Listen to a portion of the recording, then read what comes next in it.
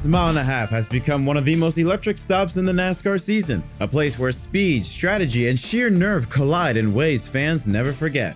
We've seen it all here. Chase Elliott ripping a win away from the Toyotas in a late race thriller. Kyle Larson and Chris Busch crossed the line in the closest finish in the NASCAR Cup Series, separated by almost nothing but adrenaline. Kansas has a habit of turning ordinary Sundays into instant classics. And now the series rolls in with even more heat. Ty Gibbs just scored his first career win, injecting fresh momentum into the field as they shake up the point standings in the race to the chase. After 2 weeks of short track action, the NASCAR Cup Series is ready to hit Kansas at full charge as MDK RaceDay welcomes you to race 9 of the 2026 NASCAR Cup Series season. It's the AdventHealth 400 from the Kansas Speedway in Kansas City. And when we take the green flag at 2:12 p.m. Eastern Time, this time on Fox, it'll be an absolute gorgeous, perfect weather condition in the low 70s, no shot of rain, clear sunny skies, wind speeds at 12 miles an hour west through the racetrack, wind gusts can get up to 14 miles per hour. Welcome everyone back to episode of MDK RaceDay. My name is Jet. Hope you're having a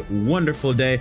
Do apologize for the Bristol review, not posting a video for that. Simply put, that will not happen again. Had some other things that I wasn't able to do the Bristol review, but now we're back, we're settled, we're ready to go. We'll have a Kansas video right after this race, but so far has not changed. We take a look at the point standings since Daytona. Tyler Reddick, the pole sitter, is once again just continuing on this incredible season, a breakout year, I would argue, for Tyler Reddick. He is continuing to be your points leader following Bristol and has opened the gap just slightly over second place Ryan Blaney to 62 points. Denny Hamlin in third at 86 points behind. Ty Gibbs with his win now jumps up to fourth, now 105 behind Tyler Reddick. Chase Elliott in sixth. Larson up 3 spots in sixth. William Byron in seventh. Bubba Wallace in eighth. Christopher Bell ninth. And Chris Buescher the top 10. Then Brad Keselowski, Joey Logano 168 behind Reddick. 13th is Carson Hocevar up 2 spots. 14th is Ryan Preece, Daniel Suarez in 15th, and Shane Van Gisbergen now back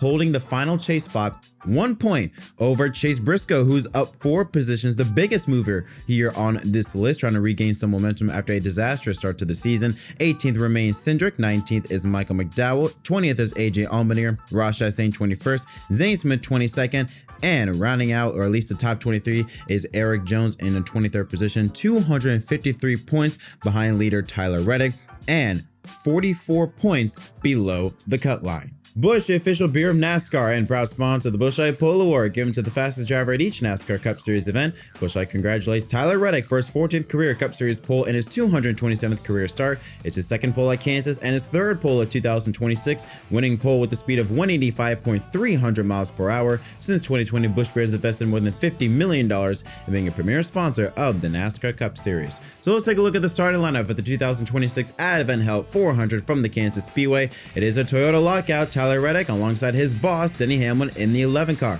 Row 2 has Ty Gibbs, last week's winner, and Kyle Larson, the site of his last win here in Kansas, in the 4th position. Row 3 has Chase Briscoe in the number 19 Toyota, and Hurricane Hocevar, another great qualifying run for him, in the 6th position. Row 4, Chris Buescher finished second in the closest finish in the NASCAR Cup Series here at Kansas 2 years ago, starting alongside Daniel Suarez in the 7 car, and around the top 10 is Ryan Blaney and the 2022 Fall Kansas winner Bubba Wallace in the 23. Row 6 has Christopher Bell in the 20 car and Ryan Preece in the 60. Row 7 has Chase Elliott, who won here last fall and as well as in the fall of 2018, starting alongside William Byron in the 24 car. Row 8 has Joey Logano, a former Kansas winner, starting alongside Ricky Stenhouse Jr., Shane Van Gisbergen, and Michael McDowell, with Eric Jones and Austin Dillon in the 3 car, rounding out the top 20. Row 11 has Brad Keselowski, who won here in 2011, starting alongside Riley Herbst. Row 12 has Kyle Busch, another former Kansas winner, has not won here though since the spring of 2021, starting alongside Corey Heim, making his first Cup Series start of the year. Row 13 has Zane Smith alongside Todd Gillen, front row teammates. Row 14, AJ Allmendinger and Noah Gragson, with Cole Custer and Josh Berry rounding out the top 30. Row 16 has Ross Chastain and John Hunter Nemechek. Chastain, who won here a couple years ago in the fall race. Row 17 has Alex Bowman, the 48, has a really good track record here, but is starting deep in the pack in the 33rd position alongside Austin Cindric. Row 18 has Cody Ware and rookie Connor Zilic, with Ty Dillon rounding out the 37-car lineup. Now let's take a look at the odds to win here at Kansas. So we got Tyler Reddick with the best odds at plus 330, Larson at 450, Hamlin at 500, and Christopher Bell at 650. Then a big drop. It's surprised to see Carson Hocevar plus 1200. Really good odds for the 77 driver, Ryan Blaney at 1400 alongside Chase Elliott, Briscoe and Wallace at 1500 with Gibbs and Buescher at 1600. Then big names with big odds, 2000 for Byron, 2500 for Logano, Priest and Keselowski at 2800, 4000 for Chastain, 6500 for Kyle Busch, and then some just drastic odds. I mean, don't put your money on it, but if you want to, go ahead. 9,000 for Cindric, and then 10,000 for Alex Bowman and Daniel Suarez. All right, so what can we expect? What are the storylines for Kansas? Well, historically, Kansas favors experience. Each of the last 29 winners here at Kansas all have at least 100 Cup starts. Not to mention, Kansas has never produced a first-time winner. So if you're guys like Carson Hocevar, that does not lean in your favor. However, this season is all about crazy things that have happened. So who knows? Carson Hocevar can surely be a driver that could maybe spoil the party, especially if we have a late race restart like what we saw last fall, where Chase Elliott was, what, 6th or 7th on the white flag? And end up winning the race. Now, like I said earlier, Kyle Larson, this is the site of his last Cup win last May.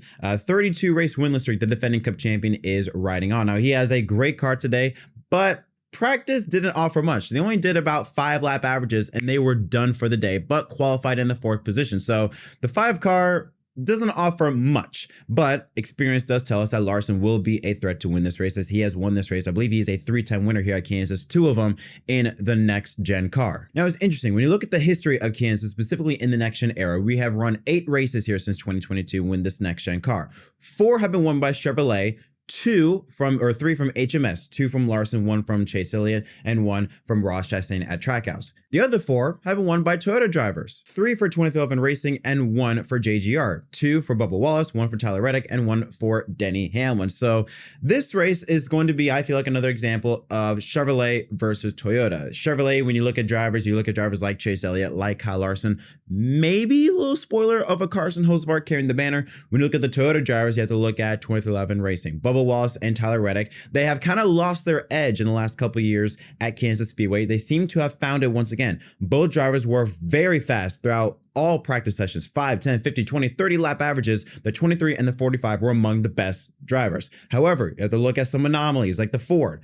More than likely, it will be Chris Buescher, who finished 2nd to Larson a couple years ago. He has a fast car starting in the top 10. This is going to be a very unique race because while I do think we're going to see the Chevrolet and the Toyota drivers lead the way, I don't think it's going to be that obvious. I do think we're going to see some strong contenders like from maybe a Ryan Blaney or a Chris Buescher, or maybe some other drivers that aren't part of the Chevrolet typical banner like from Hendrick Motorsports. I think you look at Spire. Carson Hocevar and Daniel Suarez both have really fast cars and both are starting in the top 10. Both have had a big increase in speed in those 2 cars specifically in 2026. So they could potentially be some sleepers that are not part of the obvious Chevrolet banner. I do think this is going to be a very exciting race. Kansas usually puts on great racing almost all the time, no matter what package, no matter what day or what time of the day it is. It has almost always produced a really, really fun race, and I can't see why today won't be the same. As we take a look at our Fantasy Live League lineup, so once again, HMS Fan for Life is leading away with 1,878 points. Second place is Denny Delivers at 50 points behind. Third is Sir Wood Rooster minus 55. Speed Racer in 4th. Richard Morris 22 in 5th. I'm still sitting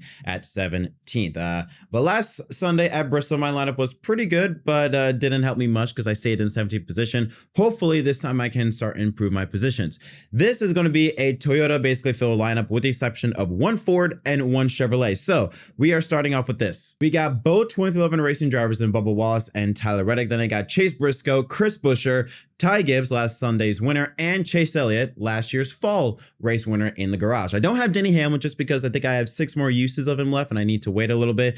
Reddick, I have 8 uses. Wallace, I got 7. Yeah, I need to keep my usages at a low. I mean, I don't want to use them up when we're not even halfway into the season. Can't use it all up, so I gotta take out Hamlin for a little bit. But I do believe Hamlin will be a very strong contender. But the driver that I have winning, and I've been going back and forth with this because I do think it'll be a 2011 racing driver between Bubba Wallace and Tyler Reddick.